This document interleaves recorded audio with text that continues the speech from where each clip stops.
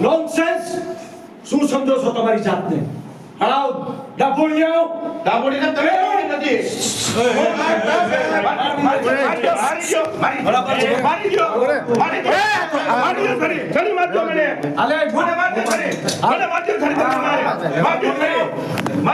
કાળો બોલો છો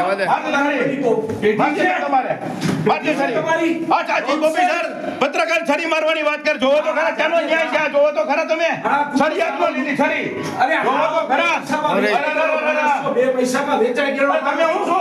તમે હું છો એક પણ પૈસો કરીને ના ના એમના ભાઈ તમે અહીંયા છરી લાવો ને